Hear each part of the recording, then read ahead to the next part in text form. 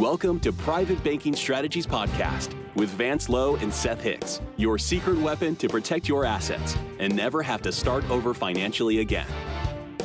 Vance and Seth help high net worth individuals, families, business owners, and investors structure an asset-protected, tax-free fortress for their families. Learn how to keep what you earn and use the velocity of money to create your own private banking system. Join us on this journey as we explore the secret strategies of the rich and political elite and help you take total control of your financial security. Now, on to the show. Well, hello and welcome to Private Banking Strategies Podcast with Vance, Lowe, and Seth Hicks. Vance, how are you? I'm doing great again. It's great to be back and share a few insights with our listeners.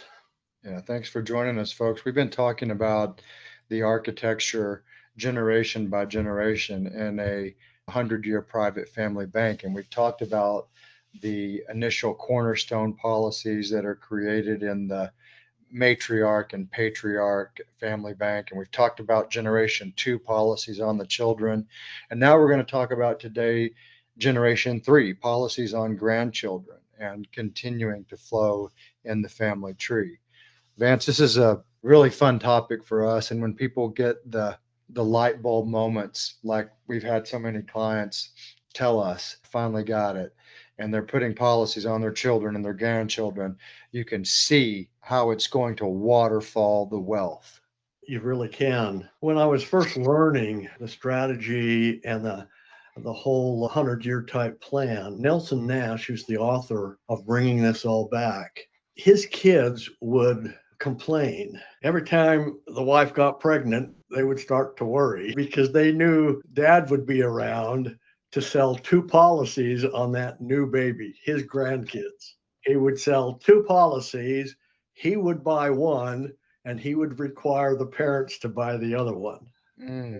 He was really protecting this third generation in making sure that they had an opportunity to immediately come in, start things up, and be taught about money from the beginning of their existence, so to speak. So that's awesome. Yeah, him being one of the original tip of the spear people that brought this into the perception, brought it back, because private banking has been around through life insurance contracts for centuries before this country was even declared a country and formed. So Nelson, when he begins to lay this out in his own family, how did it work? Because we've talked a little bit about your own family and different stories with children implementing and not implementing. Tell us about how it started to work when put policies on grandchildren. Well, the theory goes, the outline is that as the matriarch and patriarch mature with policies on their own life, the bank is formed. All these contracts, both on parents and children, are pulled together, and they're at some point in the first generation, probably towards the second half of the first generation, there's enough money to start financing everything. And policies, procedures, principles all have to be set up and embedded. It's not complicated. It's actually quite simple, with the correct vehicles. But the simplest way to understand what happens is that when the parents die, those policies, the death benefit comes in. It pays out the death benefit minus any outstanding loans. So let's assume each parent had $1 million policy on them, and the deceased at the same time, $2 million would be coming in, and the trust would own the contracts, and so the death benefit would be paid into the trust. And the ideal situation is that, can we put that money instead of in someone else's bank, but in our money warehouse, our policies? So it fills up all the outstanding loans. So that's going to create opportunity for a lot more contracts to be written. There's usually enough money or freed up money that we now go to the absolute youngest generation and make sure we put new policies on them. That's what we're talking about today, is this third generation. And it'll continually be the third generation, so to speak, because that's usually what is alive at any one time. So we'll put those policies on the young kids because they're brand new. Insurance is the cheapest. They all qualify. There's no problem. There are ways and angles to increase the insurability properly, ethically. We want to make sure we take advantage of that depending on how many grandkids there are. So now the money's all settled again, and the bank is even bigger and planning for this newest generation to pay for, finance their, education and way through life. While the older generation, which are the kids now, they step in and start reaping the rewards, the earnings off of the bank, as well as their own other, retirement funds and things that they might have. So it's that stewardship to make it happen. Make all of those things work. Like I said, Nelson Nash was, he was very driven to be able to make sure every single child, when they got home from the hospital, he was there to do a policy on them. And today it's easy to do. Parents sign, there's nothing the child has to do. The only thing they have to find out is if there's any birth defects. I don't think I can even remember a newborn or an infant child ever being refused. I really can't. Now, Seth, let me tell you one more story here. I have followed this. I put policies on my grandkids. One is in our book, but two others are totally uninsurable right now, completely uninsurable. They'll never be eligible for insurance again. That's my oldest granddaughter and my second to oldest grandson. Neither of those can purchase any additional life insurance. So you never know. Health things change in a heartbeat, especially as the family gets bigger and bigger. Medical issues will kick in. And if you don't do things as soon as you possibly can, if you delay or if you procrastinate, sometimes the door closes. And I am so thankful that I have that, because both of these policies could easily replace a complete retirement income when they're old enough. Right. And that's the compounding curve. And if you start policies on infants and toddlers when first opportunities, by the time they're 30, there's basically enough capital, even on small policies, to finance, or even 20 years old of age on those people. There's plenty of capital to finance school tuition opportunities, first businesses, first homes. So it's there. But what you described is basically bringing children and grandchildren into a system where they learn stewardship, they learn how to govern according to the rules that the original founding bank matriarch or patriarch started, and to continue in that stewardship. And that creates a real skill of financial discipline and understanding how you get the money back. And it really does start with bicycles and iPads, like you described in the prior episode. Well, let me share something else with you. We put the compounding illustration in our book. Think of these kids, these little babies, infants. Many times we can only put $5,000 on them, but that $5,000 will blow away $50,000 or $100,000 annual premium on the parents. Right. Because of the doublings, the opportunity of this exponential compounding. So folks, that's what's so important is that you get money in play in a safe environment. Don't make the mistake so many people do. Oh, the stock market, the grass is greener over there. This is more exotic. Life insurance is old plain Jane, and yet it's beat the stock market long term since the stock market came into play. We also did an illustration that two friends graduated college. One went right to work and he was able to save $2,000, but he started right out of college. The other one waited until his income was more stable and started when the other guy stopped, but he was able to do $10,000 for the rest of his life, both compounding at exactly the same amount of interest rate. You work it out till age 65, wonder which one has the most money in it. And actually, in this case, they both had the same amount, but one only put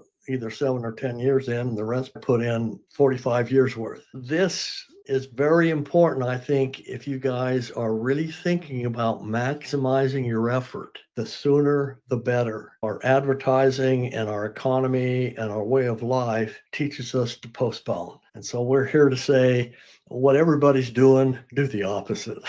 Right. It really does come down to long-term compounding. And we illustrate that concept in our book that we have on our website, folks, at privatebankingstrategies.com. Vance and I have provided a book to our listeners and our audience that tells them secrets that banks don't want you to know that help you improve your wealth.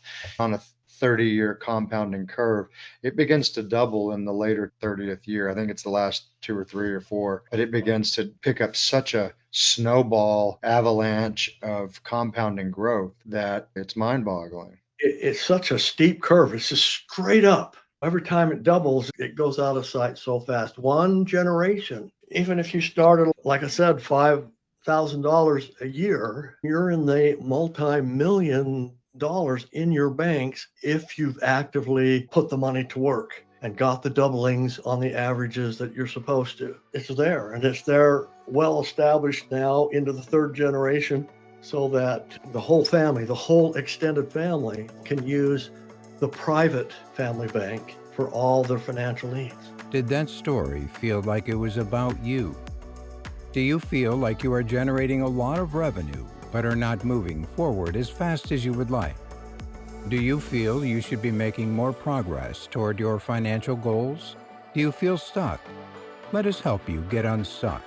Are you ready to take action and get your own private bank? Please visit us at www.privatebankingstrategies.com. I think that most people are more inclined or motivated to try to make that happen faster. And so we tell a story about, it's a classic example of the hare and the tortoise and who wins the race. Well, the hare is self-grandiose and thinks, how can I lose to this turtle? And people think, well, I can get in the market, I can make 30%. Why would I put it over here where it's barely doing 7% or whatever the case may be? But we've talked about that and how there's funny math involved with money managers, and there's a drag on management fees and taxation issues. And by the time you pencil it all out and come to the end of that 30-year curve, they're not even close. Private banking will far surpass someone in the markets unless, they got extremely lucky pretty much and bought only Apple and Nvidia like Nancy Pelosi. The stock market says, you're doing a really good job if you can double assets every 10 or 15 years. You're really lucky if you could do it in 7. We talk about doubling your money at work, your assets, on the average of every 5 years. A lot of times it happens in 2.5 years, and there's no risk. If you're out there trying to get 10-year doublings, you're taking on a tremendous amount of risk in order to make that happen. The doubling effect in the stock market requires a lot of risk. The faster you want to try to double, the more risk you have to take. What I'm trying to say is that people feel like when they put their money in the stock market, they're putting their money to work. They're not. It's the people who receive the money in those stock companies who are putting your money to work. Those are the ones that are doubling it far faster than you can. So we need that effect. We need to have the money working for us instead of someone else. And that's what we're talking about here.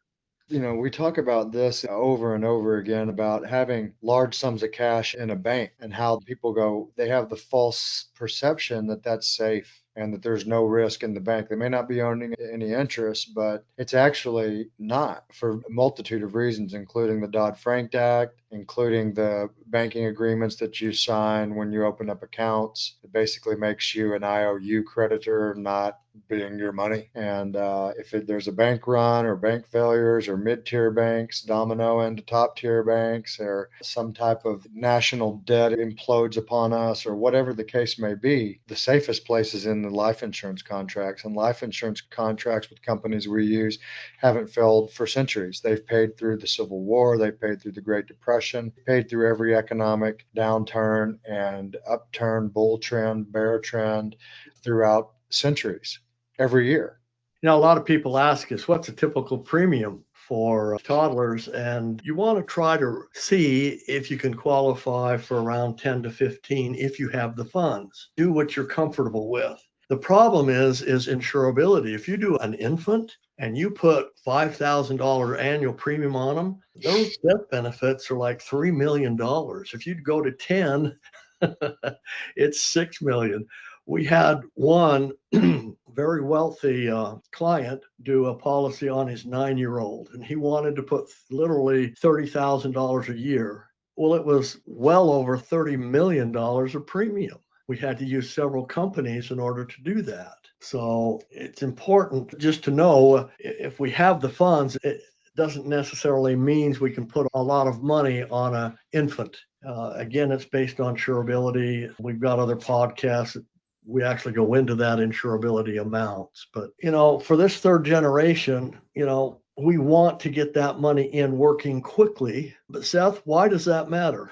Well, because of the compounding that we've talked about, obviously, that compounding growth when they're adults is doubling. And 25 years in plus, that's where the real parabolic growth comes. And you've got massive liquidity for opportunity, you've got appropriate risk, and having capital in your family bank is like dry powder for combustion and capturing opportunities that come to all of us in life, or capturing various investment without any type of qualification or having other people over collateralize and secure everything you own, which is typical with third-party banks. And I often just say Wells Fargo and Bank of America, because everybody knows those banks. You go in for a loan, first they got to make sure that you really don't need it, that you're rich enough to pay them back, and then they want to see all of your assets and collateralize everything for their little puny loan. So those are some various reasons. It really is. It's just that third generation, we also call it the generation that really is the builder. The insurance, the death benefits are so much higher.